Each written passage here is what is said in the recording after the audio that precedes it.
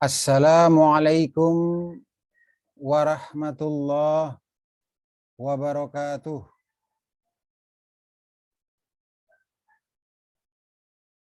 Alhamdulillahilladzi arsala rasulahu bil huda wa dinil haqq liyudhhirahu 'alad dini kullihi wa kafa billahi shahida. Wa asyhadu an la ilaha illallah wahdahu la syarika lah iqraran bihi wa tauhida.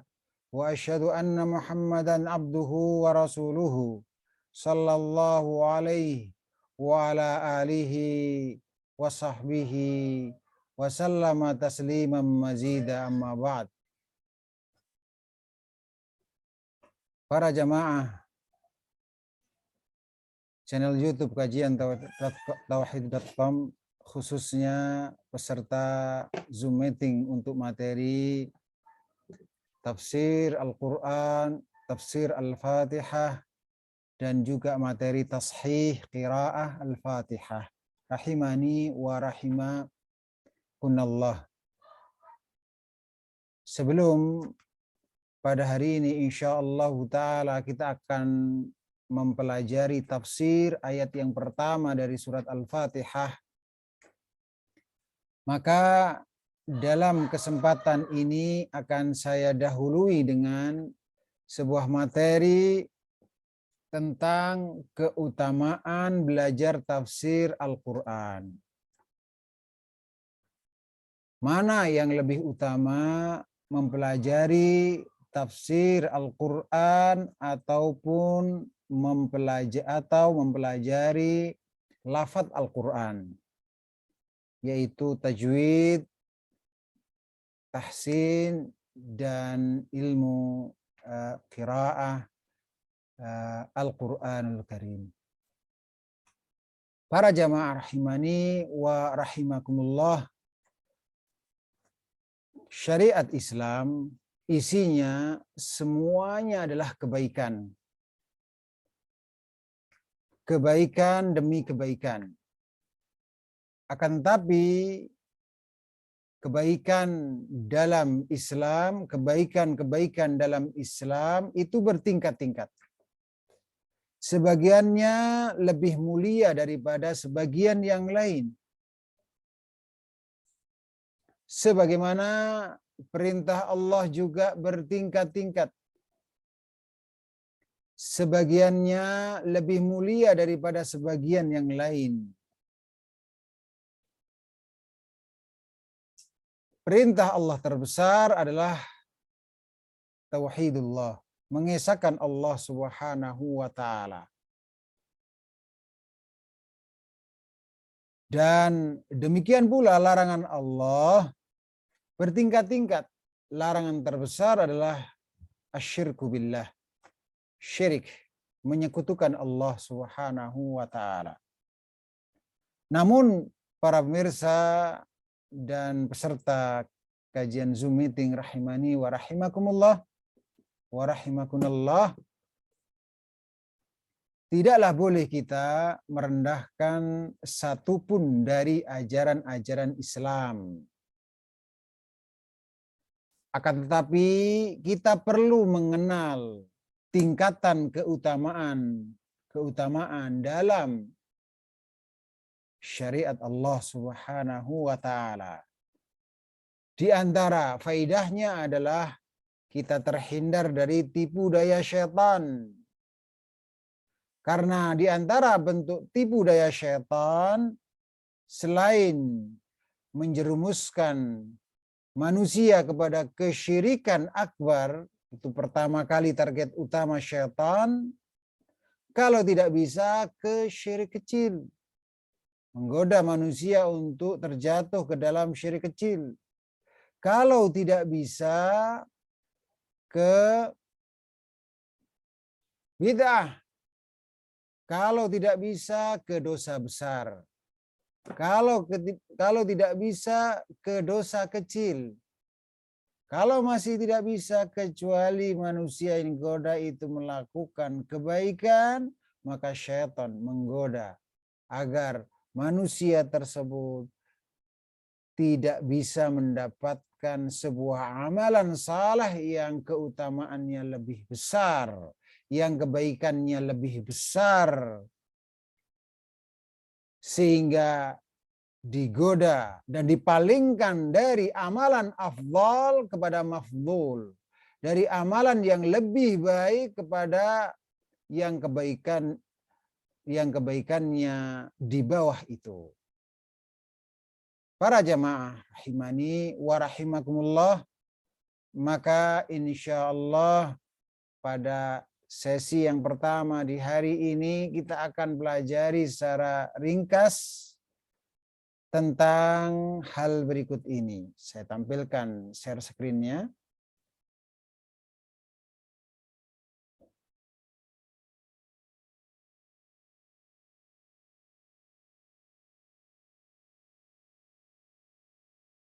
Ya. Keutamaan belajar tafsir. Manakah yang lebih utama? Mempelajari tafsir Al-Quran atau mempelajari lafaz Al-Quran? Tajwid, tahsin, ilmu qiraah. Para jamaah rahimani wa rahimakumullah. Terlebih dahulu kita mencoba mempelajari apakah itu tafsir Al-Quran. Secara bahasa, tafsir artinya menyingkap sesuatu yang tertutup. Dan secara istilah, bayanu ma'anil Qur'anil Karim. Penjelasan makna Al-Qur'anul Karim. Penjelasan makna-makna Al-Qur'anul Karim. Berarti mempelajari tafsir Al-Quran sama dengan mempelajari makna-makna Al-Quran. Para jamaah rahimani wa rahimakumullah, banyak keutamaan mempelajari tafsir Al-Quran.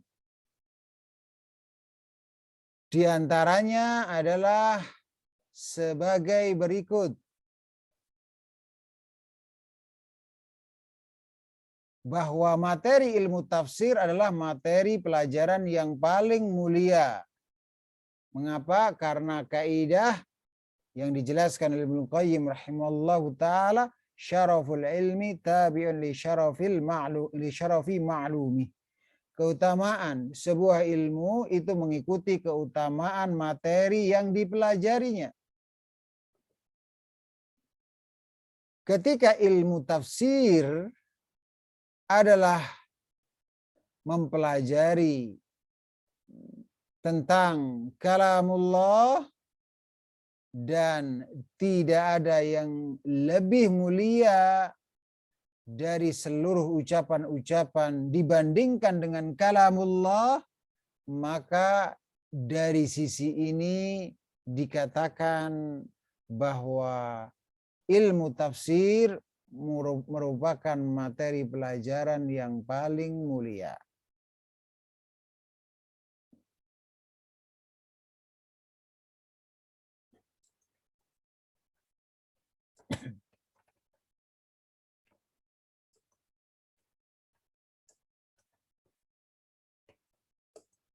Para jamaah rahimani wa rahimakumullah. Di antara keutamaan pelajari tafsir Al-Quran yang kedua adalah bahwa tafsir Al-Quran jenis, saya ulangi, mempelajari tafsir Al-Quran adalah jenis mempelajari Al-Quran yang paling mulia. Yang nanti insya Allah akan kami jelaskan hadisnya.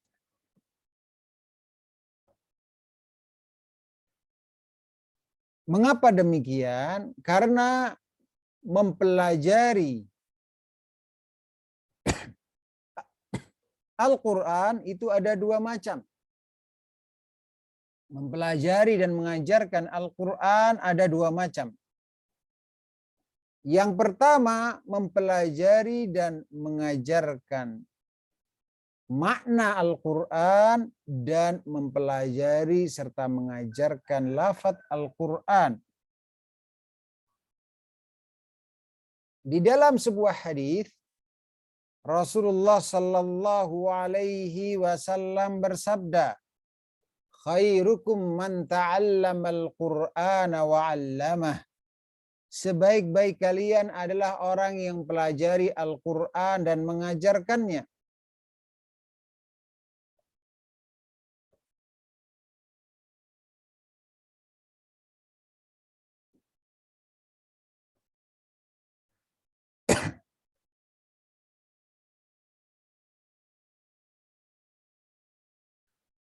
Al-Imam Ibnu Qayyim rahimahullahu ta'ala, beliau mengatakan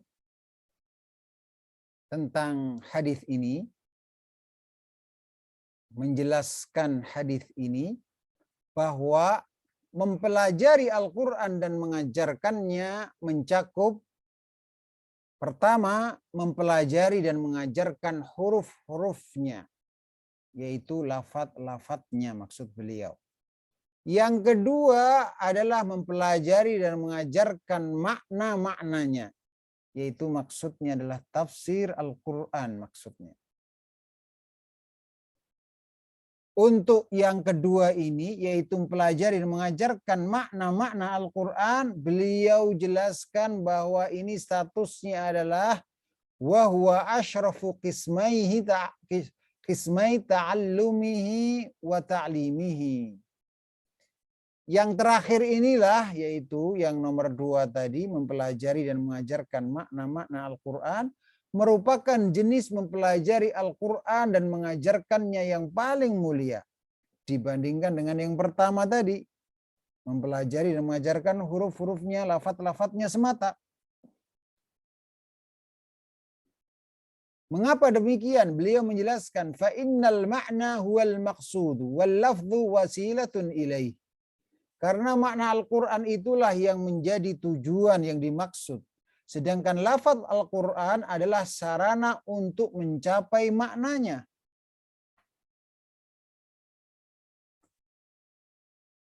Fata'allumul ma'na wa ta'limuhu ta'allumul ghayati wa ta'limuha. Maka mempelajari dan mengajarkan makna-makna Al-Quran hakikatnya adalah mempelajari dan mengajarkan sebuah tujuan. Wa ta'allumul lafzil mujarradi wa ta'limuhu ta'allumul wasaili wa ta'limuha. Sedangkan mempelajari dan mengajarkan lafaz Al-Quran semata adalah mempelajari dan mengajarkan sebuah sarana. Fabainahuma, maka dan perbandingan keduanya kama bainal ghayat wal wasail, seperti perbandingan antara tujuan dan sarana. Artinya lebih mulia mempelajari dan mengajarkan makna-makna Al-Quran dibandingkan mempelajari dan mengajarkan huruf-huruf Al-Quran, lafaz-lafaz Al-Quran semata. Meskipun kita tidak boleh merendahkan salah satu di antara keduanya, semuanya adalah kebaikan, semuanya adalah keutamaan, semuanya adalah keberkahan. Akan tetapi keutamaan dan kebaikan dalam syariat Islam ini bertingkat-tingkat. Maka yang dimaksud dalam hadis Rasulullah Sallallahu Alaihi Wasallam, khairukum man ta'allamal Qur'ana wa 'allamah, sebaik-baik kalian adalah orang-orang yang mempelajari Al-Quran dan mengajarkannya. Maksudnya adalah yang pertama kali masuk di dalamnya tentunya mempelajari makna-makna Al-Quran dan mengajarkannya. Setelah itu baru urutan keduanya mempelajari lafaz Al-Quran dan mengajarkannya. Dengan demikian, mempelajari tafsir Al-Quran itulah yang pertama kali yang dimaksud dalam hadis ini. Sedangkan yang mempelajari dan mengajarkan lafaz-lafaz Al-Quran, tajwid, tahsin, ilmu qiraah, maka ini urutan yang kedua yang dimaksud dalam hadis ini. Para pemirsa rahimani wa rahimakumullah, mengapa demikian? Karena mempelajari lafaz Al-Quran semata itu sarana untuk bisa paham makna tafsir Al-Quran untuk diamalkan. Para pemirsa rahimani wa rahimakumullah. Dan namanya mempelajari tafsir Al-Quran tidak harus dengan mempelajari dan mengajarkan buku-buku tafsir, kitab-kitab tafsir para ulama Ahlus Sunnah wal Jamaah. Akan tetapi juga mempelajari dan mengajarkan kitab-kitab ulama Ahlus Sunnah wal Jamaah yang lainnya yang di dalamnya terdapat penjelasan Al-Quran, penjelasan makna Al-Quran. Maka ketika seseorang mempelajari kitab tauhid yang di dalamnya banyak disebutkan ayat-ayat Al-Quran dan dijelaskan maknanya, maka artinya orang yang pelajari kitab tauhid hakikatnya mempelajari tafsir Al-Quran, yaitu tafsir kumpulan ayat-ayat Al-Quran tentang tauhid. Ketika seseorang mempelajari kitabul fiqhi, maka hakikatnya mempelajari tafsir kumpulan ayat-ayat Al-Quran tentang ahkam, tentang hukum-hukum Allah. Maka ini pun masuk di dalam, bahkan yang pertama kali masuk juga dalam khairukum man ta'allama al-Qur'ana wa 'allamah. Sebaik-baik kalian adalah orang-orang yang pelajari Al-Quran dan mengajarkannya. Hadis riwayat Imam Al-Bukhari rahimahullahu ta'ala.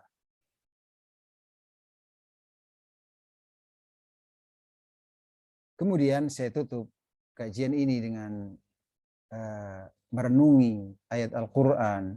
Dalam surat Ibrahim ayat pertama, Allah Ta'ala berfirman, Kitabun anzalnahu ilaika litukhrijan nasa minadh dhulumati ilan nuri biidni rabbihim ila siratil azizil hamid.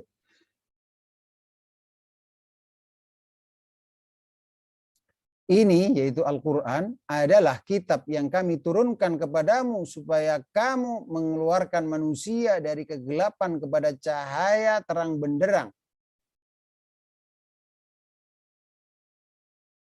Dengan izin Tuhan mereka, yaitu menuju jalan Tuhan yang maha mulia lagi maha terpuji. Perhatikan para jamaah rahimani wa rahimakumullah. Dalam ayat yang mulia ini kita simpulkan terdapat dorongan yang kuat untuk mempelajari tafsir Al-Quran. Mengapa demikian? Karena buah mempelajari tafsir Al-Quran yang tentunya mempelajari itu untuk diamalkan adalah keluar dari kegelapan kepada cahaya yang terang benderang.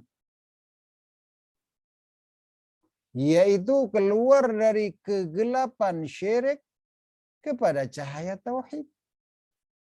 Keluar dari kegelapan bid'ah kepada cahaya sunnah. Keluar dari kegelapan maksiat kepada cahaya ketaatan kepada Allah. Keluar dari kegelapan akhlak yang buruk kepada ketaatan kepada cahaya akhlak yang baik. Dan seterusnya. Para jamaah rahimani wa rahimakumullah. Faidah yang kedua adalah bahwa barang siapa yang pelajari tafsir Al-Quran dan diamalkannya, maka dia akan meniti jalan kemuliaan dan terpuji ucapan dan perbuatannya. Mengapa demikian? Karena disebutkan di sini yaitu menuju Tuhan yang maha mulia. Ini isyarat barang siapa yang mempelajari Al-Quran dan mengamalkannya, dia akan meniti jalan kemuliaan, dimuliakan oleh Allah. Lagi maha terpuji, dan terpuji ucapan dan perbuatannya. Maka kita semua memiliki kekurangan, aib dan kesalahan. Maka tutupi itu, sempurnakan diri kita dengan mempelajari Al-Quran, karena Allah akan menganugerahkan keluar dari kegelapan kepada cahaya yang terang benderang dengan izin Allah.